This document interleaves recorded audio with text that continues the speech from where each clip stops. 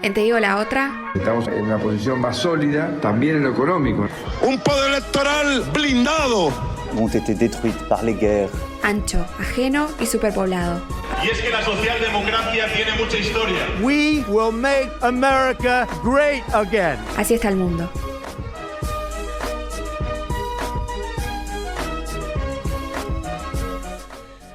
En Ecuador, 7 fallecidos, 1.340 heridos, 1.152 personas detenidas, 1.500 millones de dólares en pérdidas económicas, 127 periodistas agredidos, 16 medios de comunicación afectados. Todo esto sucedió del 3 al 13 de octubre, nada más que en 10 días en Ecuador. Pasaron solamente esa cantidad de días desde que el presidente Lenín Moreno anunció que eliminaría el subsidio a los combustibles. Esta fue una medida más dentro de un paquete para reequilibrar la economía ecuatoriana, una economía que se encuentra estancada, endeudada, lo que lo ha llevado al presidente Moreno, que está en funciones desde el año 2017, a pedir asistencia al Fondo Monetario Internacional. Desde este decreto que lo que hacía era eliminar subsidio al combustible, que en Ecuador, un país productor de petróleo, se encontraba fuertemente subsidiado, unas subas importantes, casi de 50% del precio de los combustibles, un poco más. Los servicios de transporte llamaron a un paro, y de este paro original, que primero el presidente logró irlo desarticulando, se fueron sumando otros sectores que, más allá de las medidas respecto al combustible, llamaban por un rechazo clamoroso a la nueva intervención del Fondo Monetario Internacional en la economía ecuatoriana. Ahí comenzó una escalada de protestas que incluyó la ocupación de varios lugares públicos, el bloqueo de las carreteras, la entrada a Quito y el liderazgo asumido por la Confederación de Nacionalidades Indígenas del Ecuador, la CONAIE.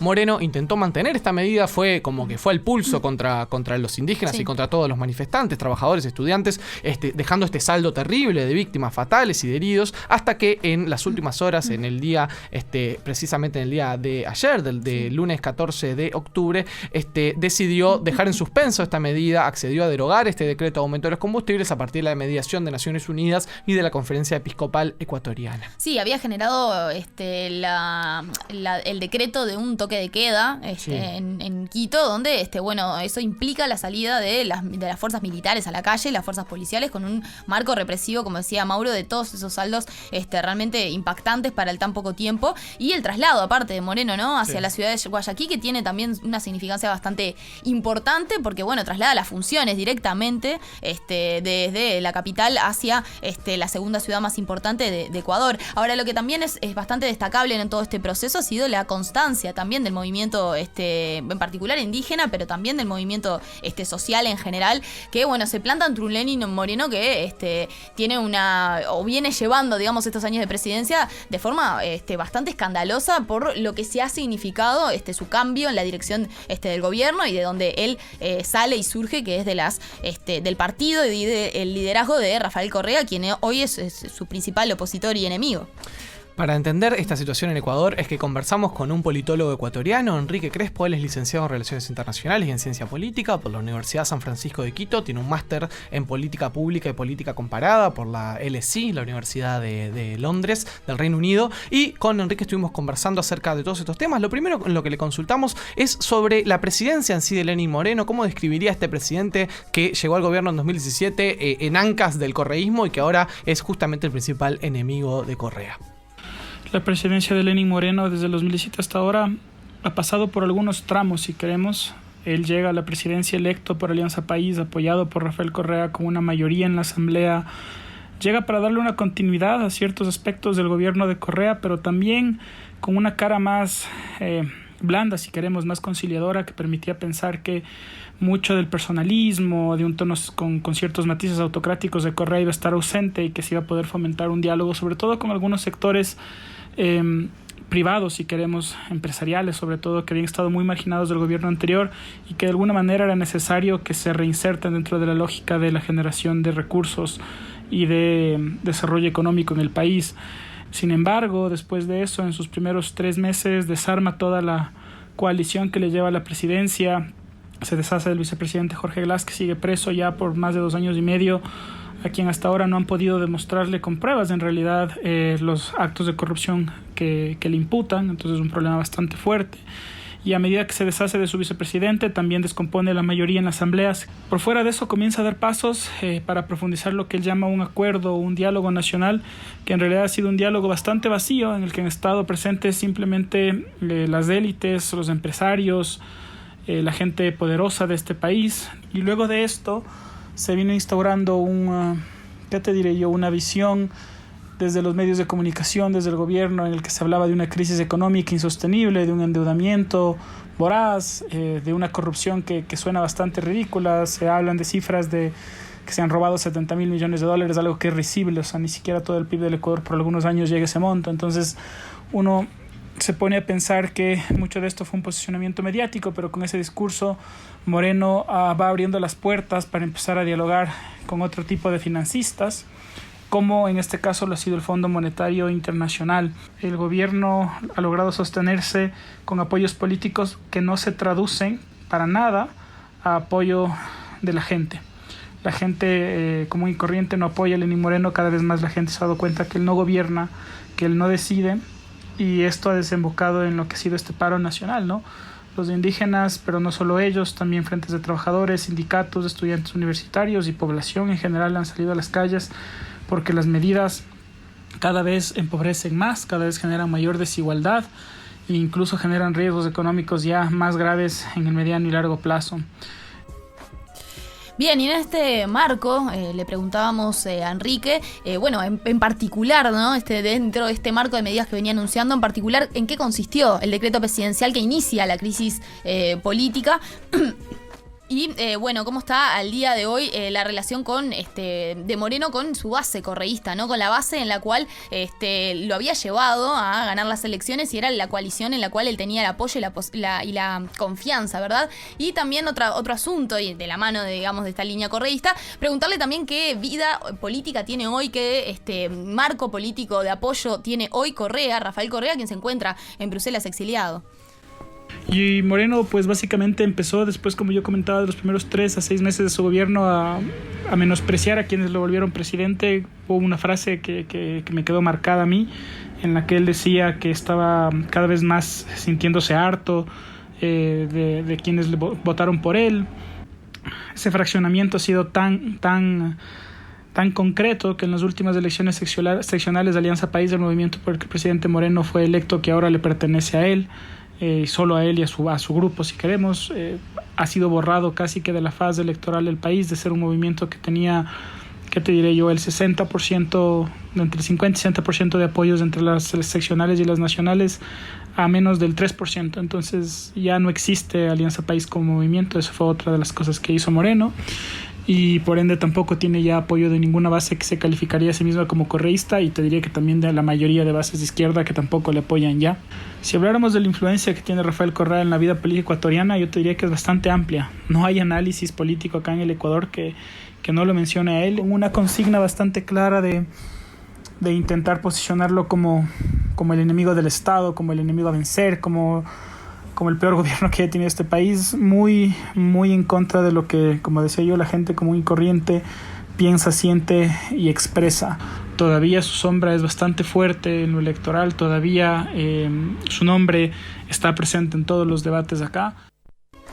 Ahí veíamos, nos explicaba muy bien Enrique cuál era la posición de debilidad que hoy tiene el gobierno de Lenín Moreno, un gobierno que, como decíamos, fue electo, él había sido vicepresidente de Correa en su tiempo, era uno de los hombres fuertes de los gobiernos de Alianza País. Luego Alianza País desaparece como expresión política, se parte y los correístas quedan enfrentados a Lenín Moreno, y nos explicaba cuál era el marco en el cual, Rafael Correa ha sido puesto por parte de los medios de comunicación, también de actuaciones judiciales y demonizado por el presidente Lenín Moreno, por su sucesor. Y en ese marco es que ocurre este decreto presidencial y esta crisis política. Sobre en qué consistía este decreto presidencial y cuál fue la necesidad de establecerlo, nos explicaba Enrique lo siguiente.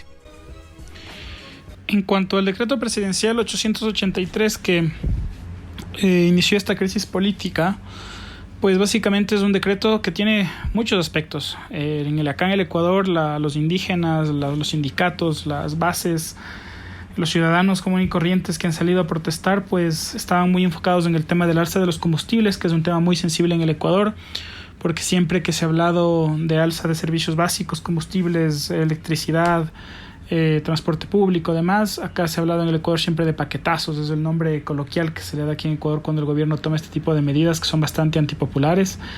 Yo creo que el gobierno subestimó mucho la capacidad de reacción del pueblo, no intuyó con estas medidas que pretendía pasar, es que estaban afectando a la extra y la diésel, que son las gasolinas más comunes, y en el caso de la diésel, lo que se usa en toda la industria y en todos los vehículos que transportan desde alimentos hasta cualquier cosa que usamos en el día a día acá en el Ecuador. Esta subida del costo de la vida era demasiado amplia como para poder aceptarla sin reaccionar. Con las recetas neoliberales, perdón, que el fondo le ha dado a otros países de la región como Argentina, a muchos otros países de la región como fue en los años 90 a través del consenso de Washington, y a otros países en Europa, por ejemplo, como Grecia. Entonces la misma receta neoliberal de siempre que en lo personal yo lo dudo mucho que genere resultados positivos, y que en el caso del Ecuador puede poner en peligro la dolarización. Pero definitivamente la necesidad de tomar este acuerdo, de hacer que este acuerdo pase, es netamente política y viene de una imposición del Fondo Monetario Internacional, que es otro factor a tomar en cuenta del por qué la gente está tan enojada y por qué han salido a las calles todos los grupos de base del país.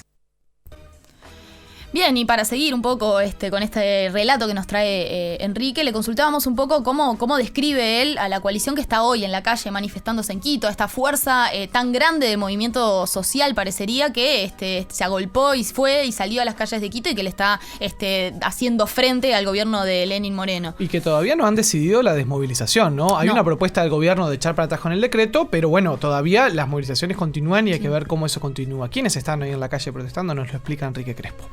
Tomaron la posta los grupos indígenas, las comunidades indígenas de aquí del Ecuador, y tomaron la causa como propia, rechazando totalmente el Fondo Monetario Internacional, rechazando todo lo que contiene el decreto, no solamente la medida de la gasolina, sino también otros temas como la flexibilización laboral, entre otros, y decidieron venir desde varios puntos de la sierra del Ecuador, donde están principalmente los indígenas, aunque también luego llegaron de la Amazonía, para tomarse Quito, básicamente en rechazo a las medidas, y pues ahí pasaron más o menos entre 8 a 10 días de que los grupos indígenas lideraron esta protesta. Pero como le decía, no solamente fueron ellos, también fueron apoyados por estudiantes, por sindicatos. Entonces, definitivamente, la coalición que estuvo en la calle estos días es una coalición popular. Son personas que se ven afectadas directamente por las medidas que ha estado tomando este gobierno y que pretende tomar, y que de alguna manera reflejan el malestar frente a la situación económica del país, donde cada vez hay más desempleo, más pobreza y mayor inequidad. Bien, y un poco lo mencionábamos ahí al principio y los datos que un poco Mauro introducía, pero consultar un poco a Enrique desde su perspectiva y desde un análisis contextual de cuál ha sido la respuesta política y armada del gobierno, ¿no? Hay abusos constatados, comprobados y oficiales de autoridad y de violencia ejecutada por militares y policías. Por un lado, el presidente al inicio dijo que él no iba a negociar, que esta medida era necesaria y que se iba a llevar a cabo tal cual. Esto nos llevó a tener 12 días y un poco más de paro, de violencia, de muertes, 7 muertes, 700 detenidos.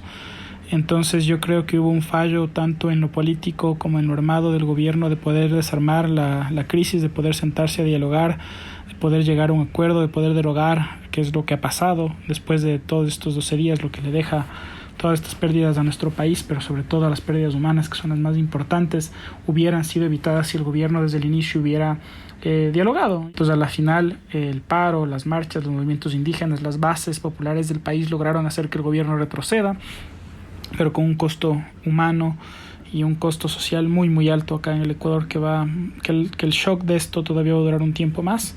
En lo armado creo que el discurso fue al inicio, sobre todo de los primeros 5 o 6 días de paro, muy bélico, muy confrontativo, desde el Ministerio del Interior, desde el Ministerio de Defensa, donde se hablaba que las Fuerzas Armadas están dispuestas a usar todo su arsenal para defender la soberanía del país frente a estos vándalos, donde se buscaba deshumanizar a quienes protestaban, diciéndoles o tachándoles de correístas. Entonces yo creo que el Estado lo pudo haber manejado muchísimo mejor, y creo que pierde el país en su enteridad por el mal manejo del gobierno de esta crisis, pero que también el gobierno lo que está intentando es posicionar justamente a su fantasma político, que es el correísmo, de alguna manera, como los causantes de esta debacle, que aún queda por ver qué medidas va a tomar el gobierno para poder seguir accediendo a los fondos de organismos como el Fondo Monetario Internacional. Yo creo que eso va va a abrir de nuevo confrontaciones. Espero que no sea el caso, pero definitivamente todo lo que ha sido esta crisis, todas las consecuencias humanas, en segundo plano económicas que ha tenido esta crisis, pudieron ser evitadas, porque al final la conclusión es la lógica. El gobierno ha tenido que retroceder, tomando en cuenta que las bases y los movimientos indígenas no iban a salir de las calles hasta que eso no suceda.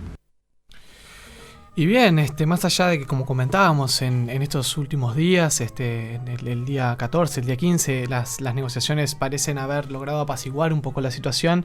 Luego, finalmente le preguntábamos al politólogo Enrique Crespo de Ecuador cuál es su perspectiva de cara al futuro, cómo cree que seguirá este mandato de Lenín Moreno, que ve una reputación muy dañada a la interna del país, y también cuál es la mirada como desde el exterior a lo que está sucediendo en Ecuador.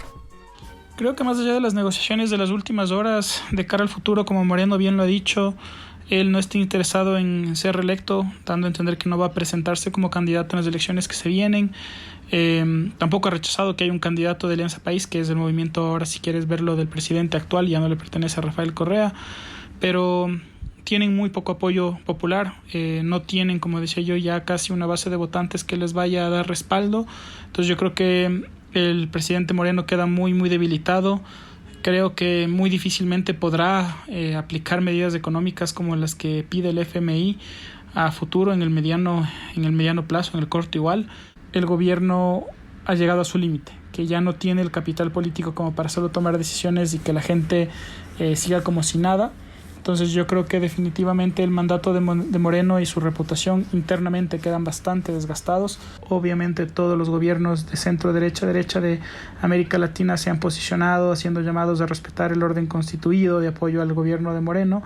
Eso era de esperarse. Sin embargo, ha habido voces por fuera de Ecuador. Estuvo Gustavo Petro de Colombia, pues estuvo Monedero de Podemos en España. Entonces también hay voces de izquierda disidentes por fuera de Ecuador y América Latina que también han hecho fuertes llamados de atención a la comunidad internacional sobre lo que ha pasado aquí, sobre lo que está pasando. Pero creo que de alguna manera, en cuanto a lo internacional, Moreno todavía sigue siendo, yo diría de alguna forma, valorado por sus aliados, y allí tal vez no ha tenido un impacto tan fuerte. Muy bien, este era el análisis que nos regalaba desde Ecuador Enrique Crespo, a quien le mandamos un gran saludo y muchas gracias por su colaboración. Y bueno, ahora resta ver qué pasa en las próximas horas y cómo se termina desenvolviendo este conflicto terrible, que ha azotado al hermano pueblo del Ecuador. Te digo la otra. Lo anduvimos llamando toda la semana pasada y no atendió nunca el teléfono. Escríbenos por WhatsApp o Telegram al 092-555-982. Si me está llamando ahora, perdón, Jorge. Yo tenía un problema en Santa Lucía que me rompió la pantalla, pero